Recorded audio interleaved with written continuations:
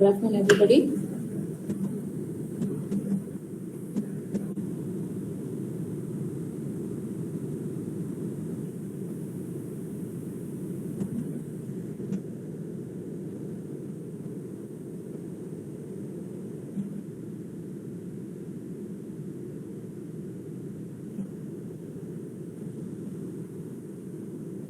Okay, so we were discussing about the arithmetic operations. So first we had in the due course we have completed the mode of addressing modes we have completed, and now we are with the instruction set. So we are discussing about the arithmetic instruction set.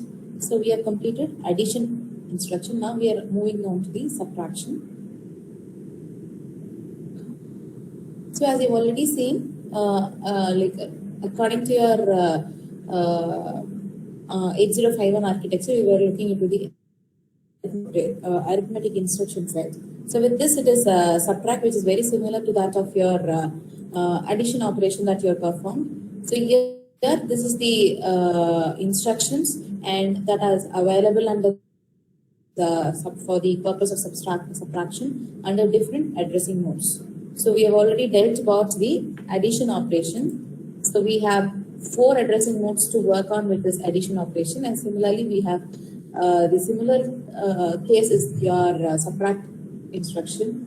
So again, this is again available with possible with 4 addressing mode. One is immediate. The next is register direct addressing mode. Then you have the direct addressing mode and register indirect addressing mode. Okay, this we have already in detail we have seen. Now we'll understand what is happening using this subtract instruction to a problem. Okay, so we have to understand in your both your addition and subtraction you have the flags being set and reset. So first is that carry flag plays a major part in your subtraction. So similar to your addition operation, this also your subtract operation is also going to carry over its execution in 2 steps for an 8-bit subtraction, which will inherently have is borrow or the carry flag being set or reset.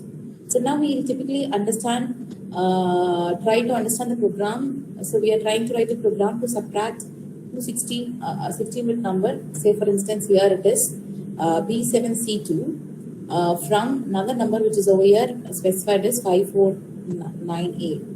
So these are the both 16-bit hexadecimal values that are considered to be the operands for the subtraction. So first we have to in the problem statement they've given us or asked us that the first 16-bit number should be located in register R2, wherein your second 16-bit number has to be located in R3 of your bank 0. So this is the requirement. So with the lower 2 bytes of R2 and the higher 2 bytes of R3. So this is the question. So now the second 16-bit is being located at 09 and OA with the lower byte on 09 and the higher byte on 0A. So this is how your location of your operands are to be supposed, and the subtraction result.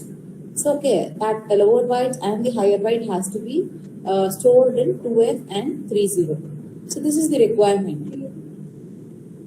So this is being the requirement with respect to your subtract instruction. So the next is that we'll try to understand how it is being executed by our program.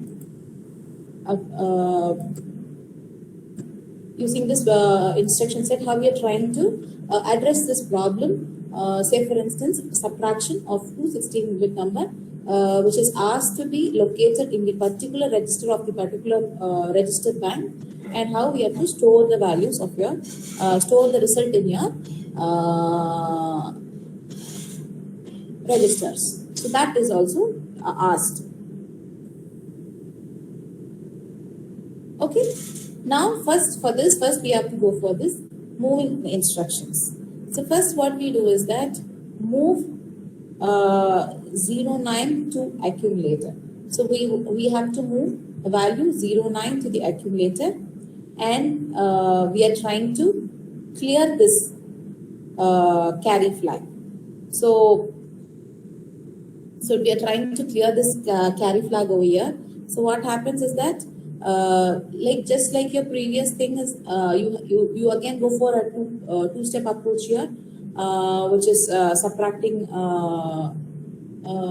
followed with the carry flag set. So first thing is that since I have not told you the special instruction, that is your clear flag. So we have a dedicated instruction like clear flag CLR-C. In the case which is not introduced to you. So for that purpose, we are using this program status word to move immediately with the value 00. If I'm trying to pass 00 to this program status word, what happens is that all your flags are reset, and also that your register band 0 is selected. So that is the purpose. Okay, we have the register band 0 being selected. So now we are supposed to move a value. So now we are supposed to move the value R2 to accumulator. First is move the value R2 to the accumulator, and we'll then move the value from R3. Okay. So now we have the R2 value moved to the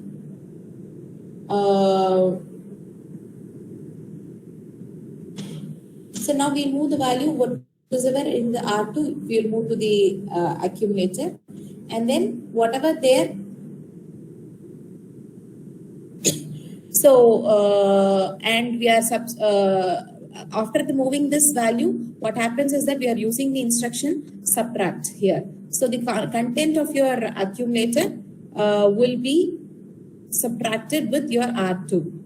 So now your accumulator is loaded with the R3 value, and now R2 and accumulator value are getting subtracted. So we have to store the result at the location 2F and 30. So the lower byte has to be stored in after your subtraction is got over. The result has to be stored in 2F and 30, which means that your lower byte has to be stored in the location 2F, and your higher byte has to be stored in 30. So now for that purpose, we are trying to move the accumulator value to 2F, so that you can store the lower byte, and again move this O0. So this is with respect to your. So this is now with respect to your with subtraction of your higher byte result. So we are trying to move 0A, which is nothing but your second higher order value of your memory location of your R3. Okay, the contents of R3 in O0A is being loaded over here, and the content of your accumulator is to accumulator, and the value of R3 is subtracted from A. So now what happens is that you have now you have the result for the subtraction of your higher bytes. So now the subtracted value of your higher byte has to be moved to your 30. Okay, now so the accumulator value is moved to 30. So this is how you perform a 16-bit. So this is how you can perform a 16-bit subtraction. Yes.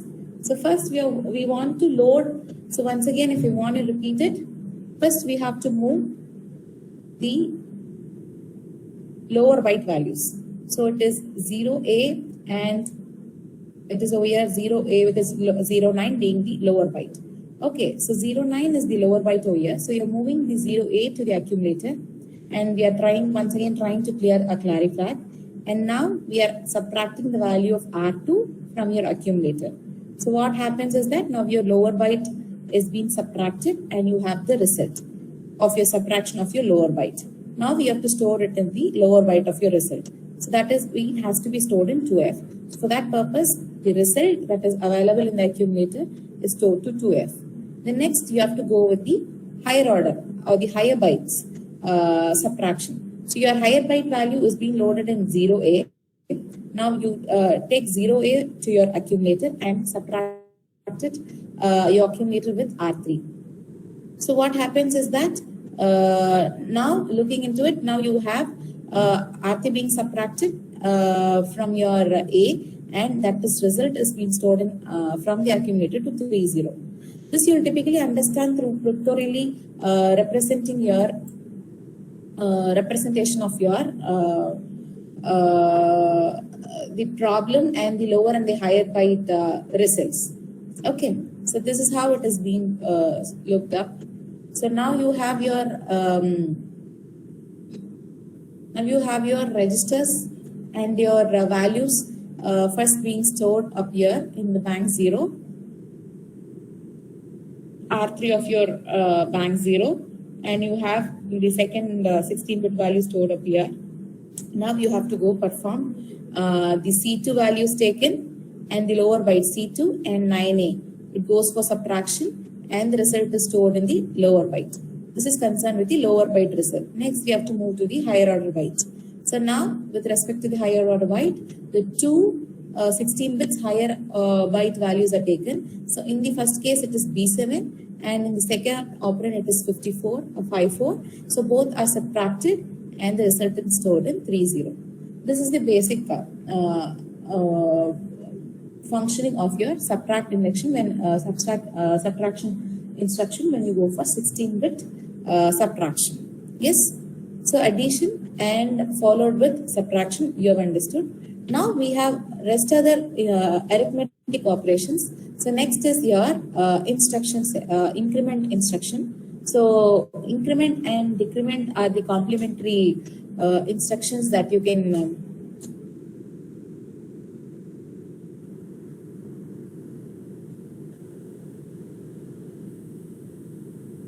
so you have increment and the decrement being the complementing instructions available in your instruction set.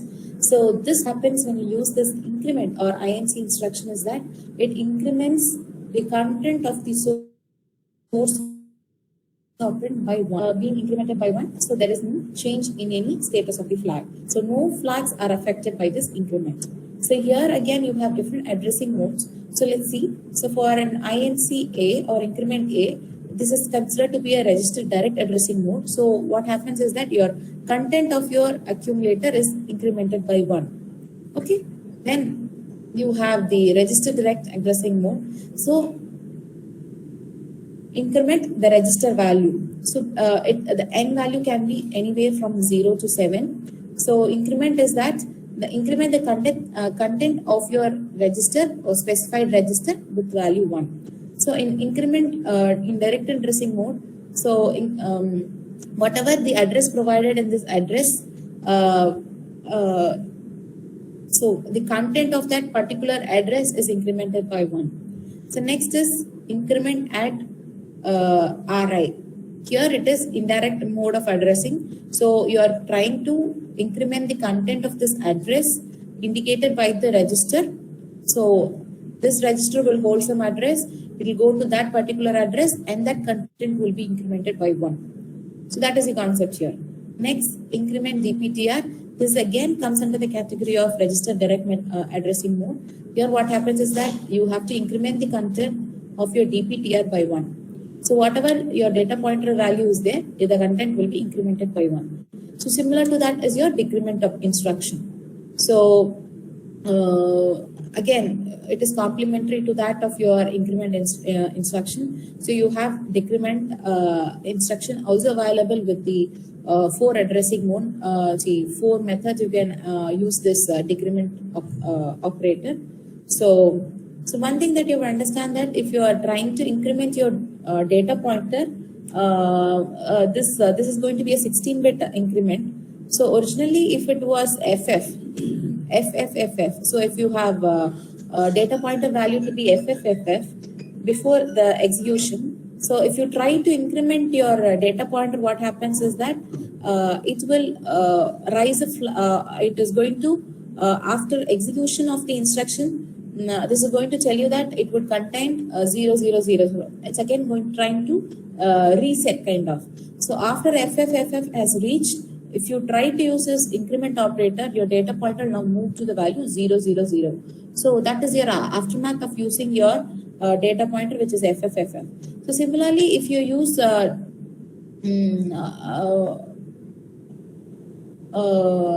similarly, you can use this increment to be addressing some IO ports also. Then the data that is read from the latch and not from the pins. So in that case also you can directly address some of the increment in instruction in that case also.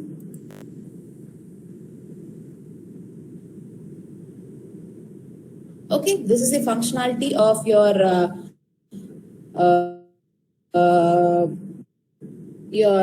arithmetic operation.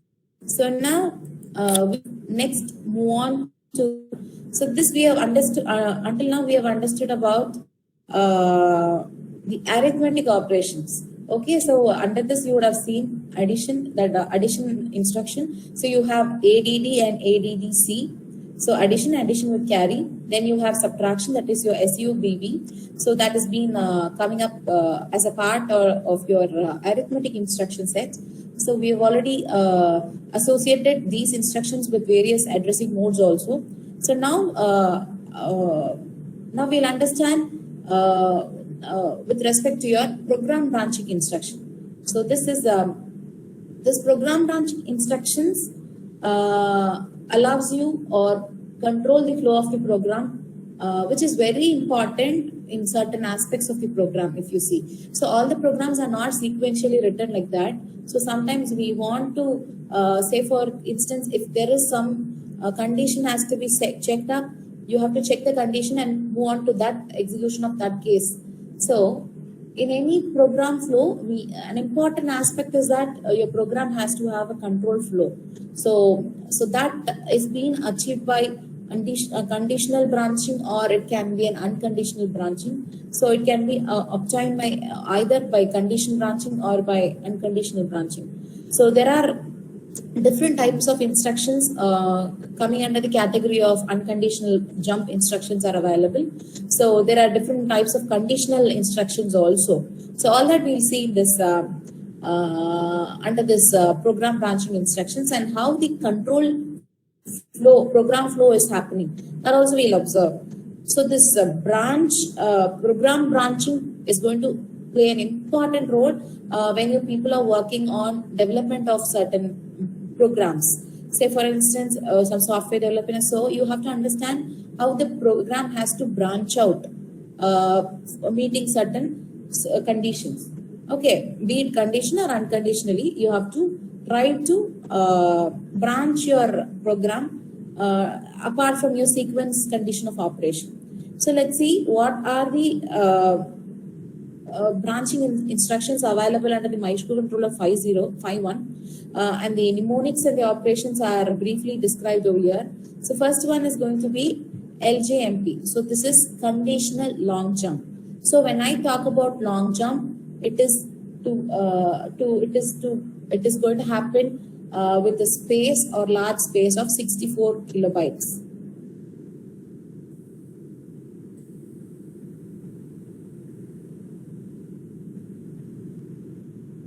So it's going to work with you are going to operate, or if you're going to consider your jumping of your instruction in the space of 64 kilobytes.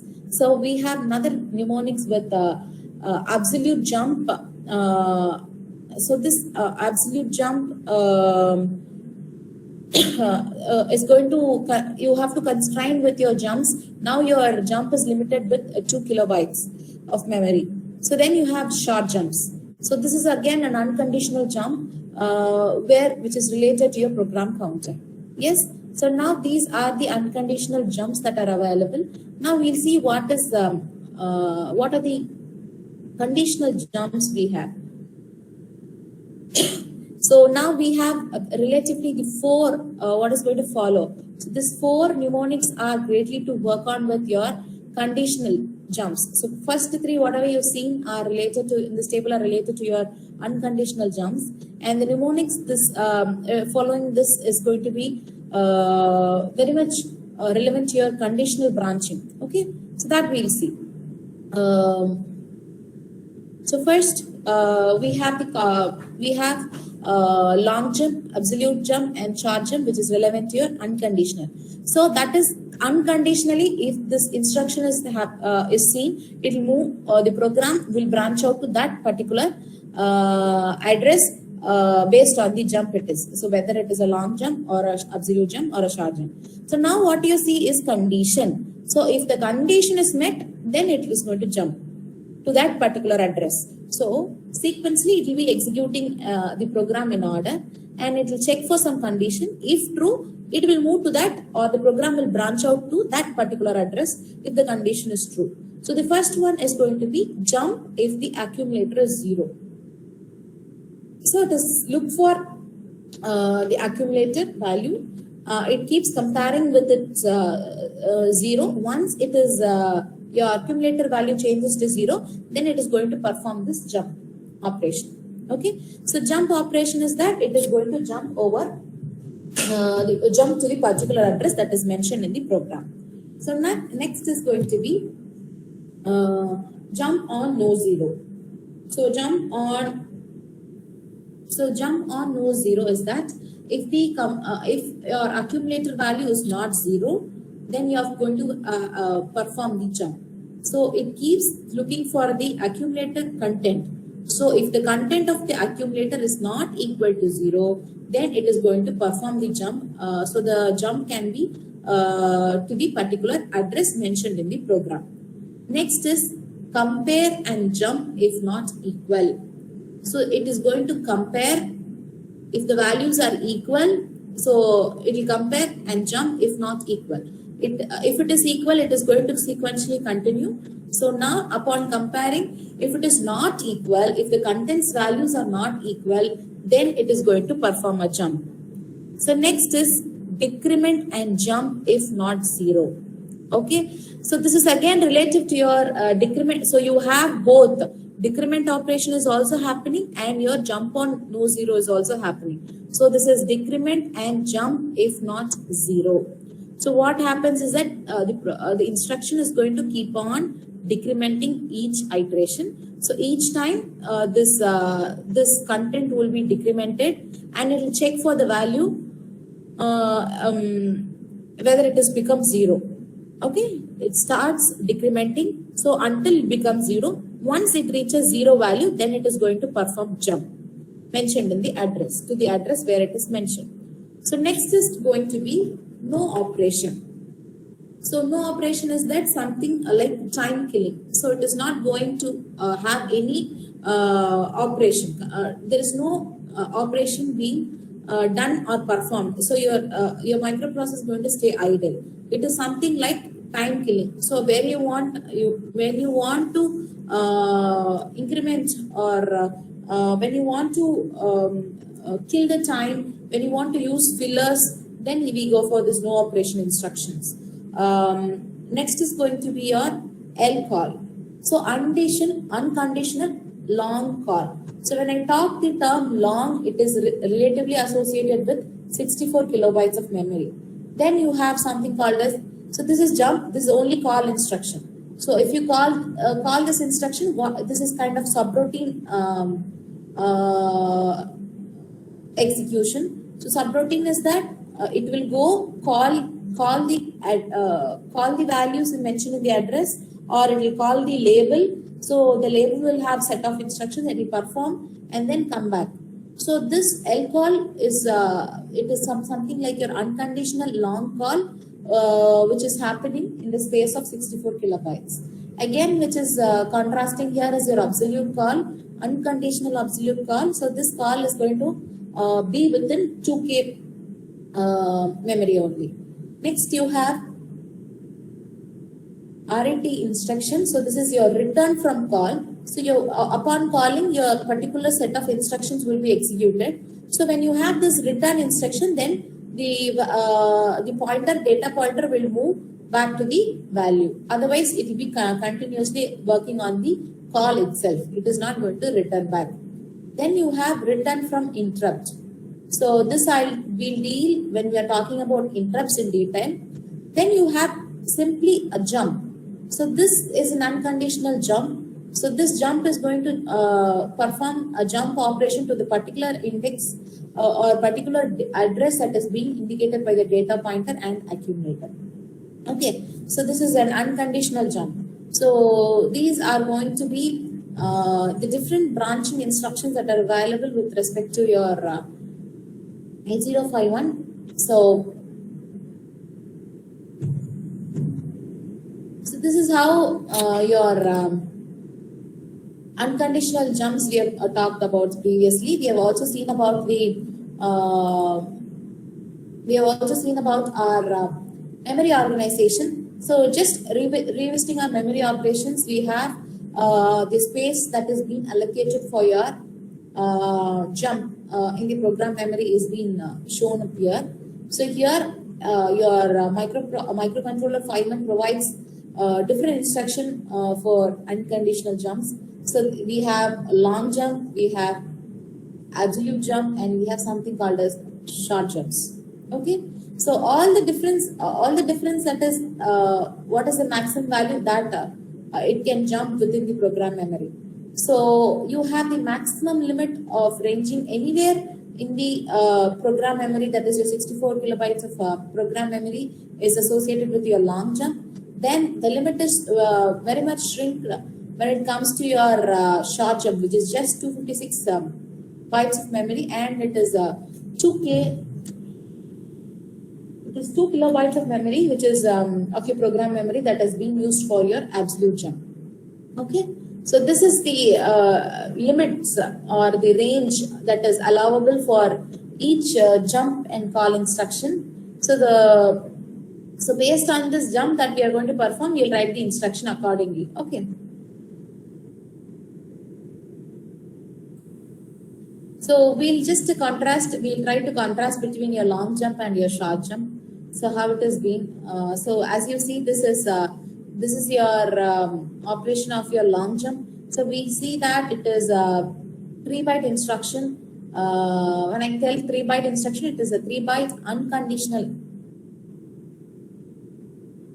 It's a 3-byte unconditional jump instruction. Now what happens is that it is going to branch out or transfer the program control anywhere in the 64 bytes of memory, 64 kilobytes of memory, 64K program memory. So that is what we have seen at your L jump. So your second and the third bytes of the instruction is going to hold the address. So this is going to be the opcode for it is 02 for your long jump. So your third and the second and third are going to be the address to which it has to branch to. Okay, so this the opcode for long jump is 02. So it is 02 over here, and this is the address that it has to branch to. That is 01F8. It has to branch to.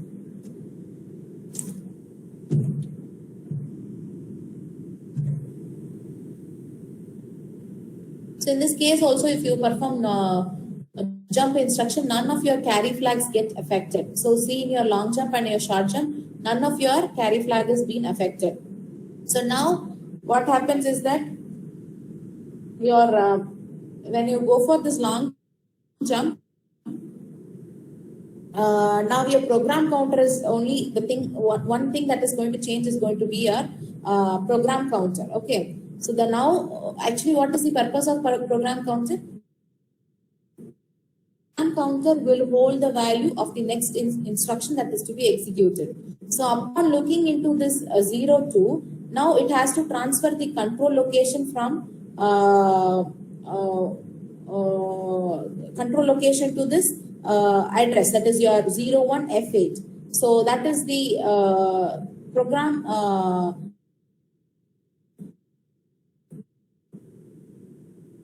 control has to transfer. Okay. So transferring that, it is going to be a long jump. So it is taking care of the 16 byte. It is being loaded in the program counter, and you can see this thick arrow. What you see here is the transfer of your control to the location 01F8. So you have to observe that it is starting that your next instruction is actually 0200. So it goes there and it is going to follow back to the program counter is being updated. Based on the program counter, it is moved to the location 01F8. Okay, so this is how your long jump is going to be initiated. Next, you have similar thing as your short jump, but you can see this is an it is going to be within 256 kilobytes of memory. 256 bytes of memory, so it is only just 2 bytes in instruction. So your program opcode for this instruction is of your short jump is 80. So looking at 80, what is the next immediate value is going to be your is going to be your addressed as your next value is going to be addressed as your short jump value. So it goes to F9. So now this is going to, again, if you see, this is not going to affect any of the flag, and now the program counter is getting incremented. So your so the next instruction is FF. So it is incremented with the value F9, and it is going to F8. So this is the difference between your short jump and your long jump. So your program counter, now it is added with F9 value. So, and now it is being passed on to your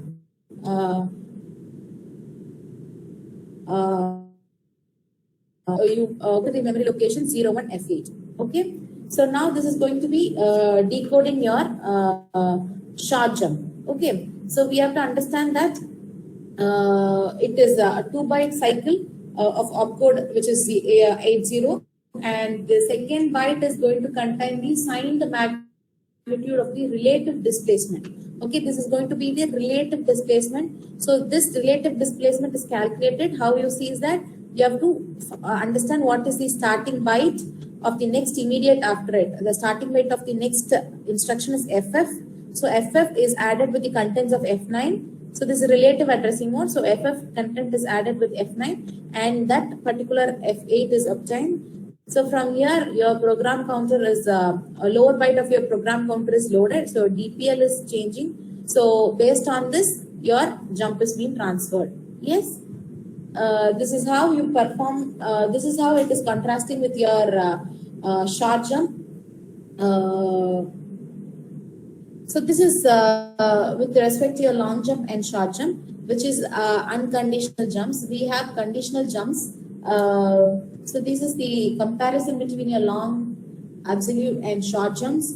So when you see, it is again based on the parameters like how many bytes of instructions are required to execute a particular instruction, what is the cycle time, what is the range of the jump. So all this is being listed out here.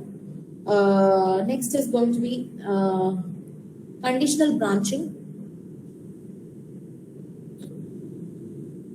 So with respect to conditional branching, we had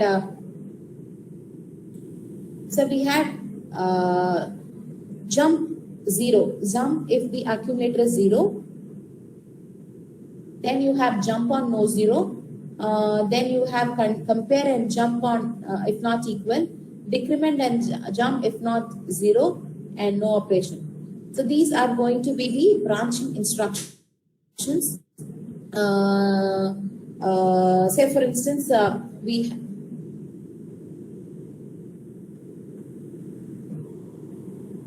so these are going to be the conditional branching instructions. So first we'll understand about, so we have to check for certain condition, and then we are jumping out or branching to that particular address in this under this category of instructions.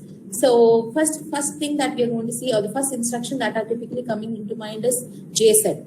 So this is going to be jump on 0. So this is going to be a conditional branch instruction, which operates only if with the value of looking at the status or the content of your accumulator, this is going to perform the jump. So it is like very similar to that of your short jump. Okay. So what you have to do is that, so again, it is very similar to, as I told, it is very similar to your short jump. Then what happened? Your displacement is going to be 2's complement form. Okay, it is going to follow 2's complement. Look at this. So the immediate value, program counter value, is incremented by 2 since it's a 2 byte instruction, and then it is loaded with the value. So immediate value is FE. So that value is getting added. Okay. So here there are again no 0 flag in the. You have to check if your there is no 0 flag in the in your program status word. So it is going to check automatically if your accumulator content is going to be 0 or not. So what happens is that now this is your register content are going to be with the 0. So what happens is that it is going to take a relative jump. So in this relative jump, what happens is that your program counter value, so your PC value, that is your 01 FE is getting added. So your FE is getting added with the program counter with 2 getting added up. So this is going to now this whatever you calculate over here is going to be the address location. Okay. So now the next, if you see, if the jump 0 is the condition of your accumulator's value holding a non-zero value. Here your accumulator content is with a non-zero value. So if it is a non-zero value, so here it was a 0 value, so it is moving to an particular address upon this relative address that is being generated. So your program counter plus 2 and the immediate address FE. So that was added and the result was 01 F6, and so your program counter has moved to this location. So now what happened if the content was not 0? So the instruction is jump on 0.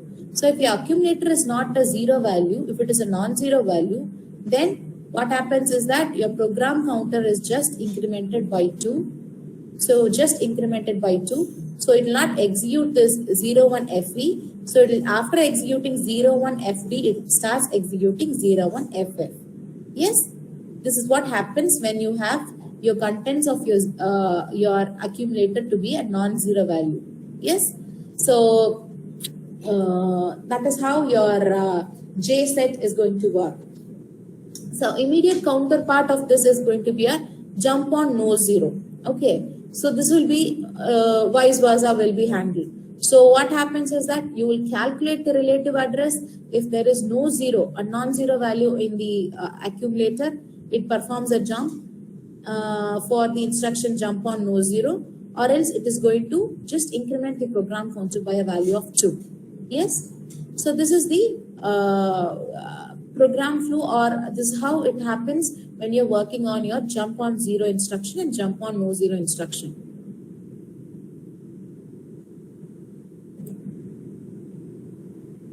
So the next is compare and jump if not equal. So this compare and jump is not equal is most frequently used in your microprocessor 5.1. So almost all, if you see, so here you have immediate addressing mode and your direct addressing mode playing into picture with respect to your compare and jump if not equal. So what happens is that it is going to compare the value. In the first case, it is compare the value A with the direct address that is mentioned and jump if it is not equal. So it is come or not equal, it is going to perform the jump mentioned over here. Okay. Next is it is compare. This is again immediate value.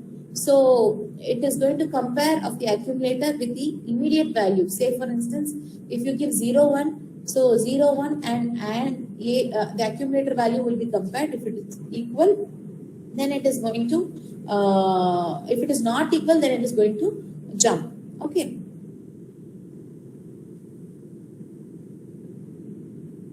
So now with respect to register immediate, so you have the register, so it will compare the register with the immediate data and then perform jump if it is not equal. So here compare the content of the address indicated in this register with that of your immediate value and then perform the jump if it is not equal. So this is the 4 ways of operating this or using this instruction. So now we'll understand this through an a program flow. As again you see, you can see this is an 3 byte 2 cycle instruction.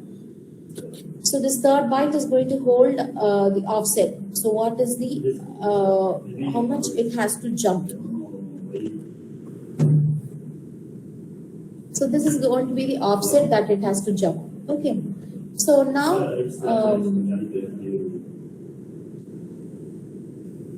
now you have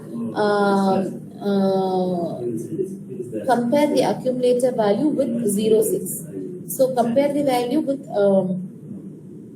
the contents of 0.6. So your 0.6 is going to have the value 8.2. Okay. So your accumulator is having 7b. Now it is not equal. So since it is not equal, now it has to perform the jump. So jump to what location? So the higher byte value is taken and it is added, since it is an 3 byte instruction. Now it has to perform. It is going to move to the value from here to FB. So here it is program counter plus 3, since it's a 3 byte instruction, plus the content over here. What is the offset value? So the offset value here is going to be FB. So if you perform this addition, it is 0, 1. FB is the location that it has to move to. So it is moving to the location 0. Your control is moving to the location 0, 1 FB.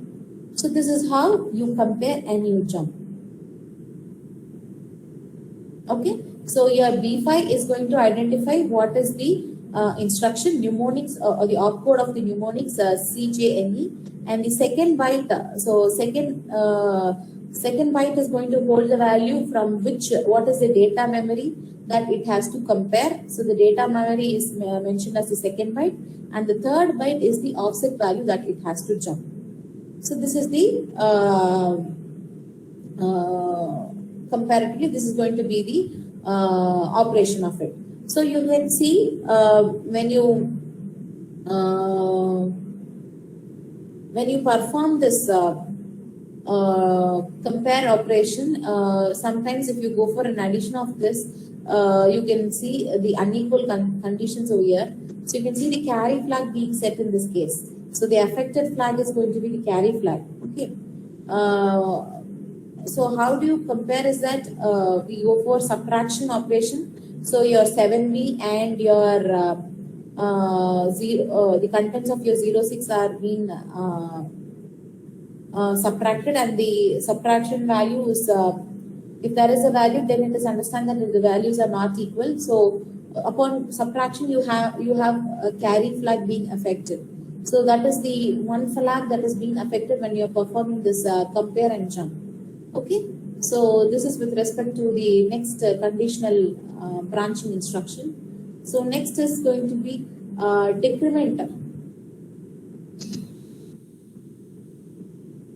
So next is going to be decrement instruction. This is another conditional branching instruction which has got some special functions.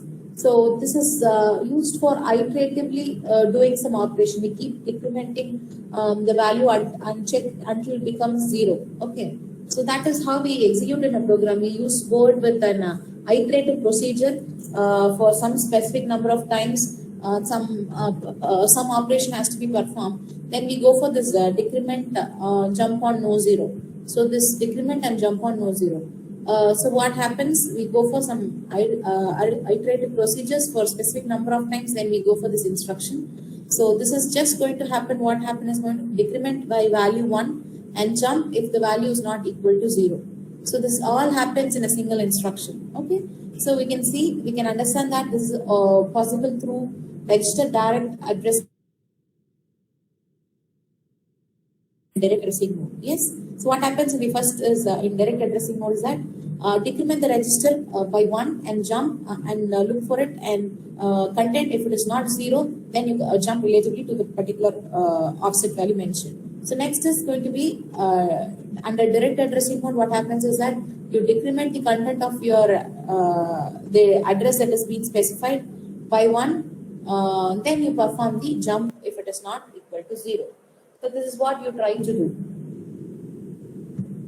So again, if you see, this is going to be a 2 byte of instruction. So the mnemonic DJNZ, that is your decrement jump on no 0, is going to take the opcode DF. So if you see, this is going to be DF. So it's going to decrement. So it is going to decrement the value that has been in the stack pointer. So like look at this. If you see here, what happens is that for a specific number of times it is going to be applied. So is already we have described previously. The last byte is going to contain the offset byte that is going to jump. So it keeps checking. If it has become 0, then what happens is that you are going to perform this jumping the offset value. So the offset value is F7. So F7, so program counter value plus 2 plus your offset value. So this is what is going to be performed when you are calculating your program counter value. So upon this is going to your date. Now your program counter is going to point to 01 F6. Okay. Upon your execution. Yes. So now this is you're trying to decrement by a value. 7 times you're trying to decrement the value, and now we'll check whether it has become 0. Yes, now it is your stack pointer is over here. Now you keep decrementing. The value. So once it has reached 0, then it is going to jump to this location. Okay. So this is how you perform this jump on no 0 with respect to your relative address.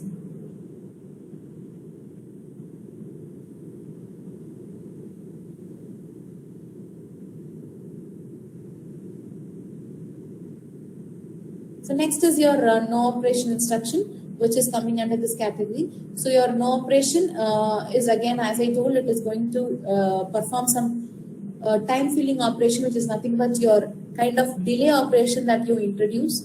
So that is the purpose of your NOP instruction.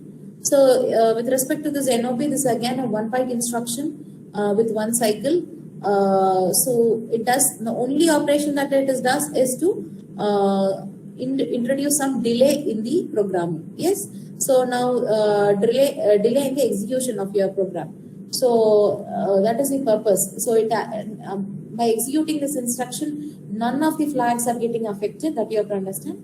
So just your processor is going to go in the idle mode for some time during the execution of this NOP instruction. So now we'll understand quickly of how you're going to use this your program jumping, your conditional jumps, move instruction all through this example. So first we are asked to write a program to copy 20 bytes which is available at 60H to the location 40. So you're just trying to copy the 20 byte instruction to 40. So all that you have to do is that.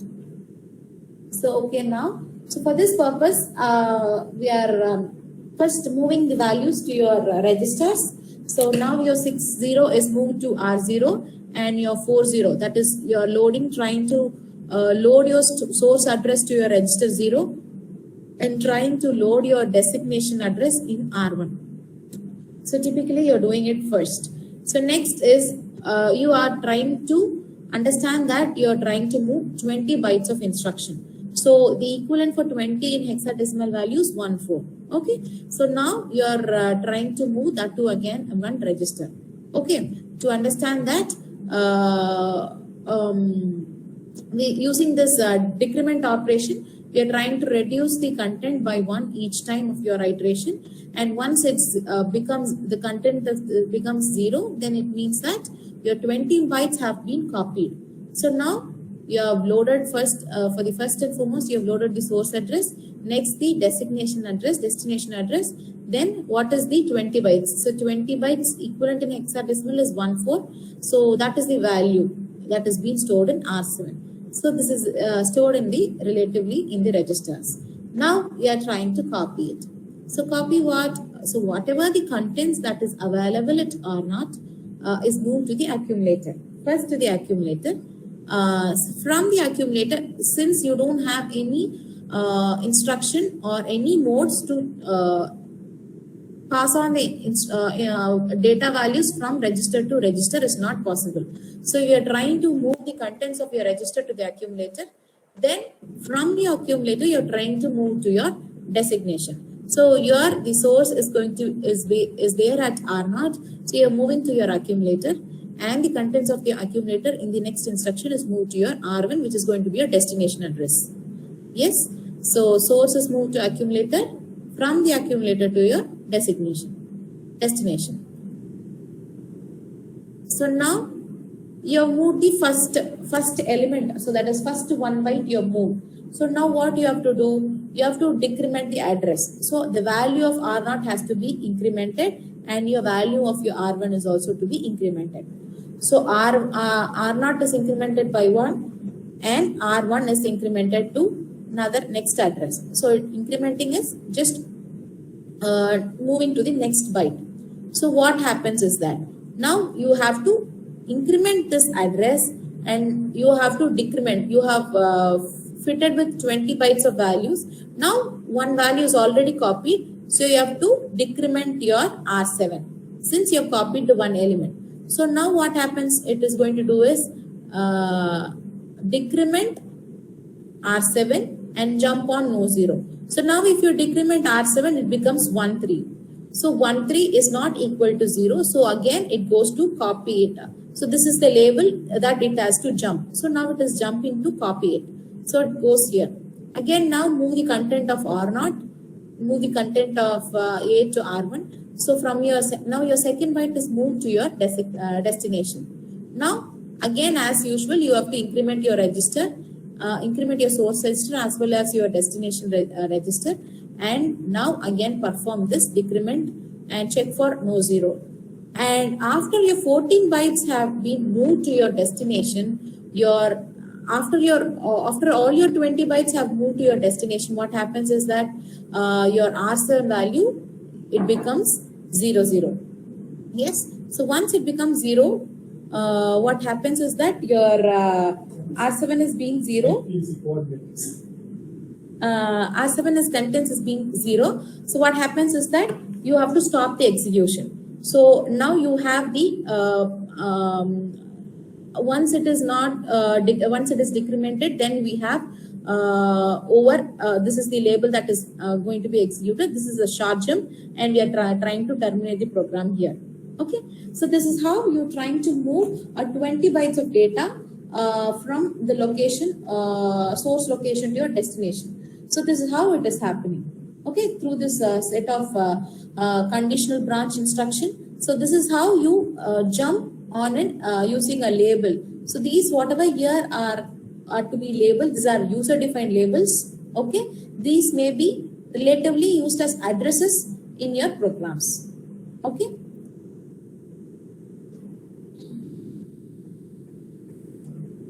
Okay, before getting into this logical instructions, we have few instructions which are related to subroutines and your stacks. So that we will see it for the next class. Thank you. So any doubts so far? So we have today discussed about our few instructions from our arithmetic instruction set, and as well as we have touched upon the program branching instruction. Any doubts so far?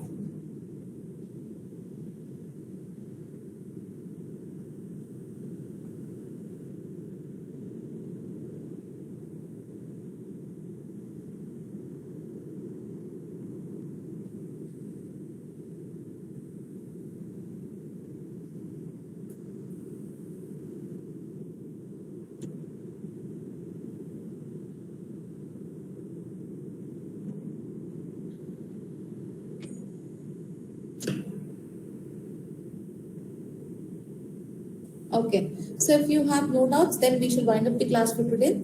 Thank you, and possibly we'll commence our offline classes from Monday onwards. So hope we'll continue the remaining instruction sets, that is your logical instructions and some bit-oriented instructions, and we'll start with the programs. Yes, that will happen in our online coursework. Yes, thank you.